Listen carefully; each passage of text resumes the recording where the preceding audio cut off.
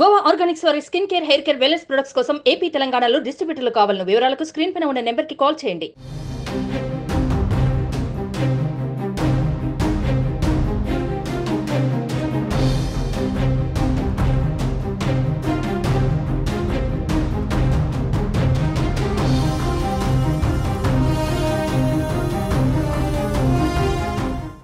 ఏపీలో అనూహ్యంగా voting percentage అయితే పెరుగుతున్నట్లుగా మనకు తెలుస్తోంది. ఓటింగ్ పర్సెంటేజ్ పెరిగితే ఇక్కడ ఎవరికి లాభం అనేది కూడా మనం ఆలోచించాల్సిన అంశం. ఇటు వైసీపీకి లాభం చేకూరుస్తుందా, లేకపోతే కూటమికి లాభం చేకూరుస్తుందా అనేది కూడా చూడాల్సిన అంశం. దీంతో పాటుగా ఈసారి మహిళలు అలాగే వృద్ధుల పర్సెంటేజ్ కూడా ఓటింగ్ పర్సెంటేజ్ పెరుగుతున్నట్లుగా మనకి కనిపిస్తోంది. ఈసారి అందరూ కూడా దీంతో పాటుగా యువత ఓటింగ్ కూడా పెరుగుతున్నట్లుగా మనకి తెలుస్తోంది.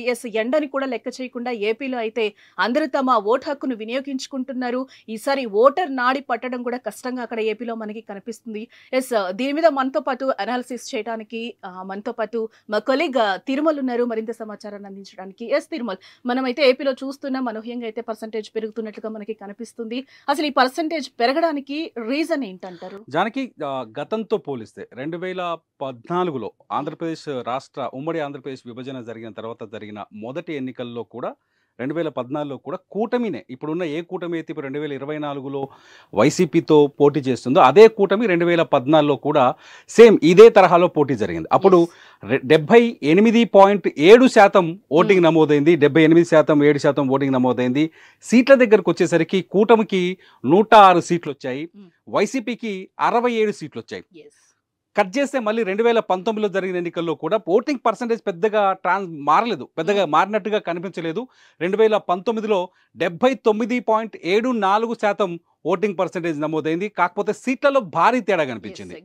వైసీపీకి అనూహ్యంగా భారీ మెజార్టీ వచ్చింది. 151 సీట్లతో వైసీపీ గతంలో ఎన్నడూ లేని మెజార్టీతో చరిత్ర సృష్టించింది. అట్ ది సేమ్ టైం అప్పుడు అధికారంలో ఉన్న తెలుగుదేశం పార్టీ 23 సీట్లకు పడిపోయింది. జనసేనకు ఒకటే సీట్ వచ్చింది. కట్ చేస్తే 2024కి వచ్చేసరికి ఈసారి ఓటింగ్ పర్సంటేజ్ మనం చూస్తున్నాం గ్రాడ్యువల్ గా ఇప్పటికి దాదాపు 60% చేరువలో ఉంది. గతంలో ఎప్పుడూ లేని విధంగా ఈసారి ఓటింగ్ శాతం నమోదవుతున్నట్టు తెలుస్తుంది. పెరుగుతున్న ఓటింగ్ ఎవరికి లాభాన్ని చేకూరుస్తుంది అన్నది ఇప్పుడు ఆసక్తికరంగా మారుతుంది. ఇది రాజకీయ విశ్లేషణలో కూడా అందని స్థితిలో కనిపిస్తున్నట్టు తెలుస్తుంది. ఒక విషయాన్ని, ఈసారి ఓటింగ్ పెరగడానికి కొన్ని కారణాలు మనం ప్రధానంగా చర్చించడం. మొట్టమొదటి ఏంటిదంటే ఎలక్షన్ కమిషన్ ఓటర్లలో చైతన్యాన్ని రగిలించడంలో సక్సెస్ అయిందని చెప్పొచ్చు. రెండోది వచ్చేసి ఆంధ్రప్రదేశ్, ఇప్పుడు ఏదైతే విభజిత ఆంధ్రప్రదేశ్ ఉందో ఆంధ్రప్రదేశ్లో ప్రత్యేక రాజకీయ పరిస్థితులు ఏర్పడ్డాయి. ఆంధ్రప్రదేశ్ ఎన్నికలపైన 2 సంవత్సరాల నుంచి చర్చలు జరుగుతున్నాయి.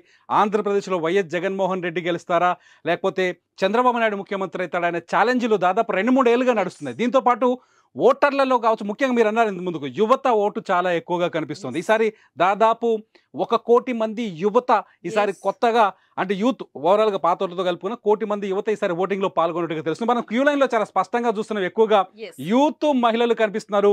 ప్రతి పోలింగ్ బూత్లో కూడా జనం నిలుచొని ఓపిక్గా ఓటేసి వెళ్తున్నారు. గతంతో పోలిస్తే ఘర్షణలు కూడా చాలా తక్కువ కనిపిస్తున్నాయి. మీరు అంటే ఆంధ్రప్రదేశ్లో ఎలక్షన్స్ అంటే చాలా ఏం ఆలోచిస్తామంటే పల్నాడు, రాయలసీమ ప్రాంతాల్లో భారీ ఎత్తున ఘర్షణలు జరుగుతాయని ఆలోచిస్తాం. కాకపోతే ఈసారి ఘర్షణల వాతావరణం, కొన్ని చోట్ల కొట్టుకున్నారు, మామూలుగా యథావిధిగా కొన్ని చోట్ల సమస్యాత్మకమైన ప్రాంతాల్లో సమస్యలు కనిపించాయి. కాకపోతే గతంతో పోలిస్తే కొంచెం తక్కువగా కనిపిస్తున్నాయి. ఇదంతా చూస్తుంటే ఓటరు మాత్రం ఇప్పటికే డిసైడ్ అయినట్టుగా తెలుస్తుంది ఎవరిని గెలిపించాలి, ఎవరిని ఓడించాలని చెప్పేసి. అయితే ఈ ఓటింగ్ పెరుగుతున్నది. ఈసారి ఒక అంచనా ప్రకారం ఎలక్షన్ కమిషన్ కూడా ఒక అంచనా వేస్తుంది. ఎలక్షన్ కమిషన్ నుంచి మనకు అందుతున్న ఇన్పుట్స్ ప్రకారం 80% దాటొచ్చు మొత్తం ఓటింగ్ పర్సంటేజ్ అని చెప్తున్నారు. ఒకవేళ 80% దాటితే ఎవరికి లాభంగా ఉండదు. లాస్ట్ టైం కంటే కూడా ఈసారి పర్సంటేజ్ అయితే పెరుగుతుంది, చాలా స్పష్టంగా కనిపిస్తుంది. ఎందుకంటే 2014లో చూస్తే 1% పెరిగింది. 2015కి 14లో 78.7% ఉంటే 2019లో 79.74% వచ్చింది. ఈసారి 80కి చేరే అవకాశం చాలా స్పష్టంగా ఉంది. 80 పైనే ఓటింగ్ పర్సంటేజ్ నమోదయ్యే అవకాశం ఉంది. పూర్తి వివరాలు వచ్చేసరికి రాత్రి 7-8 అయ్యొచ్చు కొన్ని చోట్ల. ఎందుకంటే పోలింగ్ కేంద్రాలను చూస్తుంటే జనం క్యూల్లో కనిపిస్తున్నారు కాబట్టి ఖచ్చితంగా స్లోగా ఈవినింగ్ లేట్ నైట్ వరకు పోలింగ్ జరిగే అవకాశాలు అయితే చాలా స్పష్టంగా కనిపిస్తుంది. కాకపోతే పెరుగుతున్న ఓటింగ్ ఎవరికి లాభాన్ని చేకూరుస్తుంది అనేది ఆసక్తికరంగా ఉంది. సాధారణంగా ఒక అంచనా ఉంటుంది మొదటి నుంచి కూడా, ఓటింగ్ పర్సంటేజ్ పెరిగింది అంటే ఇది ప్రభుత్వం మీద వ్యతిరేకత అని చెప్తారు. ఎక్కువ సార్లు ప్రభుత్వం మీద వ్యతిరేకత ఉన్నప్పుడు ప్రజలు ఆ ప్రభుత్వాన్ని వద్దనుకున్నప్పుడు ఓటు స్వచ్ఛందంగా ముందుకు వచ్చి ఓటు వేసి వెళ్తారు. అదే ప్రభుత్వంతో సంతృప్తిగా ఉన్నప్పుడు, ఆ ప్రభుత్వం నుంచి పథకాలు అందుతున్నప్పుడు, ఆ ప్రభుత్వం నుంచి సాటిస్ఫాక్షన్ ఉన్నప్పుడు ఓటు వేయడానికి పెద్దగా ఆసక్తి చూపరు, మార్పు కోరుకోడు అప్పుడు ఓటరు. కానీ ఈసారి ఆంధ్రప్రదేశ్లో మాత్రం చాలా స్పష్టమైన భిన్నమైన అంశాలు కనిపిస్తున్నాయి. కొన్ని చోట్ల అంటే పెరిగిన ఓటింగ్ కూడా ప్రభుత్వానికి అనుకూలం అనే చర్చ కూడా కొంతవరకు నడుస్తుంది. అంటే ప్రభుత్వ వ్యతిరేకత ప్రభావం చూపించిందా ఓటింగ్ పెరగడానికి, ప్రభుత్వ అనుకూలత ప్రభావం చూపించింది అనేది ఆసక్తికరంగానే ఉందని చెప్పాలి. ఇప్పుడు అంటే ఓటర్ నాడి ఇక్కడ మారిపోతుందని అనుకోవచ్చు. అంటే ఓటర్ నాడిని ఎప్పుడైనా మనం పట్టుకోలేము. ఇప్పుడు కూడా మనకి సేమ్ సీన్ రిపీట్ అవుతుంది అని అనుకోవచ్చు. అంటే ఇక్కడ ఒకటి వైసీపీ నుంచి అందుతున్న అధికార వైసీపీ ఏమనుకుంటుందంటే ప్రతి వ్యక్తికి సంక్షేమ పథకాలను అందించగలిగాం, గ్రామానికి ప్రతి గడపకి జగన్మోహన్ రెడ్డి తీసుకొచ్చిన సంక్షేమ పథకాలు అందాయి కాబట్టి ఎక్కువగా మహిళలు వచ్చి ఓటేస్తున్నారు, ముఖ్యంగా వృద్ధులు వచ్చి ఎక్కువగా ఓటేస్తున్నారు కాబట్టి పెరుగుతున్న ఓటింగ్ తమకే అనుకూలంగా కనిపిస్తోంది. సంక్షేమ పథకాల వల్ల సంక్షేమ పథకాల్లో లబ్ధి పొందిన వాళ్ళంతా వచ్చి స్వచ్ఛందంగా జగన్మోహన్ రెడ్డికి మద్దతుగా పలికేందుకు ఓటు వేస్తున్నారని చెప్పేసి వైసీపీ వైపు మాట్లాడే రాజకీయ విశ్లేషకులు కావచ్చు, వైసీపీ నాయకులు కావచ్చు, వైసీపీ అంచనా వేస్తుంది. కానీ కూటమి దీనికి క్వైట్ ఆపోజిట్గా ఆలోచిస్తుంది. కూటమి నాయకులు కానీ కూటమి తరఫున మాట్లాడే రాజకీయ విశ్లేషకులు కానీ ఏం చెప్తున్నారంటే పెరుగుతున్న ఓటు ప్రభుత్వ వ్యతిరేక ఓటు, ప్రభుత్వం పైన వ్యతిరేకత ఉంది కాబట్టి ఓటింగ్ పెరుగుతోంది. ప్రభుత్వ వ్యతిరేకతని జీర్ణించుకోలేక ఓటరు స్వచ్ఛందంగా ముందుకు వస్తున్నాడు, ప్రజల్లోకి వస్తున్నాడు, పోలింగ్ బూత్ దగ్గర గంటలు నిలబడైనా సరే తన ఓటు హక్కును వినియోగించుకుంటున్నాడు అని చెప్పేసి కూటమి నుంచి విశ్లేషణలు వస్తున్నాయి. కూటమి వాళ్ళు కూడా చాలా హ్యాపీగా కనిపిస్తున్నారు. ఇప్పుడు అధికార పక్షం సంక్షేమ పథకాల ద్వారా ఓటింగ్ పెరిగిందని హ్యాపీగా కనిపిస్తోంది. కూటమి కూడా ప్రభుత్వ వ్యతిరేకత ఓటింగ్ రూపంలో చాలా స్పష్టంగా కనిపిస్తుందని చెప్పేసి కూటమి నుంచి కూడా కొంత ఈజీగా హ్యాపీనెస్ కనిపిస్తుంది. అంటే తిరుమల మీరు చెప్పినట్టు సూపర్ 6 అంటూ కూడా కూటమి వచ్చింది. దీంతో పాటుగా వైసీపీ ఏమో సంక్షేమ పథకాలతోనే మేము ముందుకెళ్తున్నాం కాబట్టి సంక్షేమ పథకాలే మమ్మల్ని కాపాడతాయని చెప్పి మీరు చెప్పినట్టు గడప గడపకు కార్యక్రమాన్ని కూడా వైసీపీ నిర్వహించింది, చూసాం. దాంట్లో కూడా సక్సెస్ అయింది. రెండు కూడా మేమే ప్రభుత్వాన్ని ఏర్పాటు చేస్తామని కూడా కాన్ఫిడెన్స్ గా ఉంది. ఏంటి ఈసారి మీరు చెప్పినట్టు అనూహ్యంగా కూడా పర్సంటేజ్ పెరుగుతుంది. దీని మనం ఏ విధంగా చూడాలంటారు? అసలు చెప్తున్నాను అదే వైసీపీ అనుకుంటోంది మహిళా ఓటర్లు ఎక్కువగా కనిపించడం, పోలింగ్ కేంద్రాల దగ్గర యూత్ ఎక్కువగా కనిపించడం వల్ల ఇది మాకు అనుకూలమైన ఓటింగు, సంక్షేమ పథకాల వల్ల కావచ్చు, తమ కుటుంబానికి అందిన ప్రభుత్వ పథకాల ఫలితం కావచ్చు ఈ ఓటింగ్ పర్సంటేజ్ పెరగడానికి కారణము అని చెప్పేసి ప్రభుత్వం ఇప్పుడు అధికారంలో వైసీపీ అనుకుంటోంది. కూటమి అంటుంది యూత్లో వ్యతిరేకత ఉంది. నిజంగా ఆంధ్రప్రదేశ్లో మొదటి నుంచి కూటమి చేసిన ప్రచారం ఏంటి అంటే, మొదటి నుంచి కూటమి ఎత్తుకున్న నినాదం ఏంటంటే ఆంధ్రప్రదేశ్లో అభివృద్ధి కొరవడింది, అభివృద్ధి ఇన్ఫ్రాస్ట్రక్చర్ డెవలప్మెంట్లో ప్రభుత్వం విఫలమైంది. YS Jaganmohan Reddy infrastructure develop చేయకుండా కేవలం అంటే పప్పు బెల్లాల్లా సంక్షేమ పథకాలు ప్రజలకు పనిచేశాడు, డబ్బులు ఇచ్చాడు, నెలకి ప్రజల్ని ఓటు బ్యాంక్ కింద మార్చుకోవడానికి ప్రయత్నం చేశాడు. ఇదంతా ఆంధ్రప్రదేశ్ అభివృద్ధికి కంటకంగా మారుతుంది, ఆంధ్రప్రదేశ్ అభివృద్ధికి వ్యతిరేకం. ఇది అభివృద్ధిలో ఆంధ్రప్రదేశ్ వెనకబడిపోతుంది. ఆంధ్రప్రదేశ్లో ఉన్న యువత ఇతర రాష్ట్రాలు అంటే తెలంగాణ కావచ్చు, నియర్ బై, లేకపోతే కర్ణాటక కావచ్చు, లేకపోతే తమిళనాడుకు వలస వెళ్ళి బతకాల్సిన పరిస్థితి ఏర్పడుతుంది. కాబట్టి యువతలో ఈ వ్యతిరేకత వచ్చింది, యువతలో చైతన్యం పెరిగింది. కాబట్టి యూత్ ఓట్ కంప్లీట్గా ప్రభుత్వానికి వ్యతిరేకంగా పడుతుందని చెప్పేసి కూటమి భావిస్తుంది. ఎందుకంటే నిజంగా అభివృద్ధి అనే యాంగిల్లో వాళ్ళు చేసిన ప్రచారం దీనికి కారణం కావచ్చు. నిజానికి కూడా మనం ఒకటి గమనించవచ్చు, హైదరాబాద్లో ఇవాళ మనం చూసాం, సుమన్ టీవీలో చాలాసార్లు విజువల్ చూపించాం. ఇవాళ హైదరాబాద్ రోడ్లన్నీ ఖాళీగా కనిపించాయి.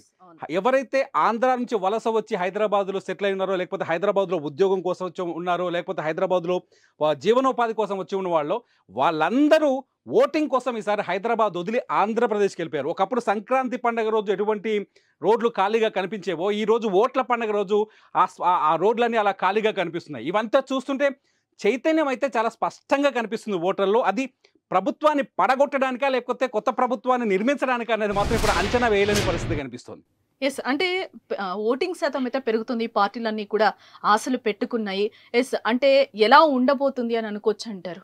నిజానికి ఓటరు కవ్విస్తున్నాడు, రాజకీయ పార్టీని నవ్విస్తున్నాడు, సస్పెన్స్ లో పెడుతున్నాడు.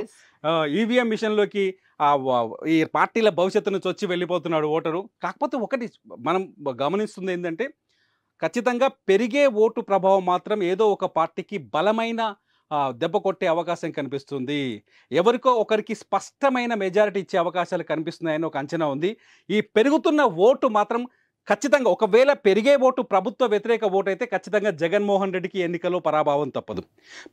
పెరిగే ఓటు శాతం ప్రభుత్వ అనుకూల ఓటు అయితే కూటమికి ఎదురు దెబ్బ తాకక తప్పడు. సాధారణంగా మొదటి నుంచి మళ్ళీ రిపీట్ చేస్తున్నాను ఈ వర్డ్ని, ఎక్కడైనా ఓటింగ్ పర్సంటేజ్ పెరిగింది అంటే, ఓటర్ల సంఖ్య పెరుగుతుందంటే, ఓటు వేసే వాళ్ళ సంఖ్య పెరుగుతుందంటే ఇది ప్రభుత్వం మీద అయిష్టత వ్యతిరేకత ఉంటేనే పెరుగుతుందని అని చెప్తుంటారు. కానీ ఇక్కడ ప్రభుత్వాన్ని కాపాడుకోవడానికే ఇక్కడ ఓటింగ్ పర్సంటేజ్ పెరుగుతుందని వైసీపీ కూడా చెప్తుంది. ఎందుకంటే ఓటర్లను తరలించడంలో కూటమి సభ్యులు, కూటమి పార్టీలు ఎటువంటి చర్యలు తీసుకున్నాయో అంటే బస్సులు పెట్టడం, లేకపోతే గ్రామాల నుంచి ఫోన్లు చేసి ఖచ్చితంగా ఓటింగ్కి హాజరు కావాలని ఫోన్లు చేయడం, లేకపోతే నీకు ప్రభుత్వ పథకాలు అందవు, ఓటింగ్లో పాల్గొనకపోతే కొందరిని కొన్ని చోట్ల బెదిరింపులకు పాల్పడడం కూడా జరిగింది. కొన్ని సందర్భాలు మనకు కనిపిస్తున్నాయి. ఈ పార్టీ వాళ్ళు చేశారు, ఆ పార్టీ వాళ్ళు చేశారు, ఎవరు అని స్పష్టంగా ఒకరిపైన కాదు. సో ఇవన్నీ చూస్తుంటే ఎవరి ఓటు బ్యాంక్ని వాళ్ళు తెచ్చుకొని ఓటింగ్ చేసే ప్రయత్నం చేసినట్టు కనిపిస్తుంది. తమ ఓటర్లని ఖచ్చితంగా తీసుకొచ్చుకొని ఓట్లు వేయించుకునే ప్రయత్నం క్యాండిడేట్ స్పష్టంగా చేసినట్టుగా తెలుస్తోంది. ఓటు వేయడానికి పార్టీలు కూడా ప్రోత్సాహకరమైన వాతావరణాన్ని సృష్టించినట్టుగా తెలుస్తోంది. కొన్ని చోట్ల చూసాం వృద్ధులు, లేకపోతే కొందరు విశాఖ జిల్లాలో మనం ఒక కావడిలో ఒక వృద్ధురాల్ని మోసుకొచ్చి మరి ఓటు వేయించారు. ఆ విజువల్స్ మనం చూసాం. ఇవన్నీ చూస్తుంటే ప్రభుత్వంలో ఉన్న వైసీపీ కూడా ఓటింగ్ పర్సంటేజ్ పెంచడానికి ప్రయత్నించిందేమో అనిపిస్తోంది. ఎట్ ది సేమ్ టైం కూటమి కూడా ఓటింగ్ పర్సంటేజ్ని పెంచడం వల్ల ప్రభుత్వ వ్యతిరేక ఓటు పెరుగుతుందని అంచనా వేస్తున్నట్టుగా తెలుస్తుంది. మొత్తంగా మాత్రం ఇప్పటికి అందుతున్న సమాచారం ప్రకారం 80% నమోదవుతుందని ఒక అంచనా వస్తుంది. చూద్దాం పెరిగే ఓటింగ్ ఎవరికి లాభాన్ని చేకూరుస్తుందో, ఎవరికి కన్నీలను మిగులుస్తుందో. చూసాం కదా, ఇప్పటివరకు అయితే 80% అయితే పర్సంటేజ్ నమోదవుతుంది అనేది కూడా ఇప్పటివరకు ఉన్న సమాచారాన్ని బట్టి తెలుస్తుంది. చూద్దాం ఎవరి వైపు ఈ ఓటమి పర్సంటేజ్ పెరుగుతుంది అనేది కూడా చూడాల్సిన అంశం. సుమన్ టీవీలో మీ పర్సనల్ అండ్ బిజినెస్ ప్రమోషన్స్ కోసం కింది నెంబర్కి కాంటాక్ట్ చేయండి.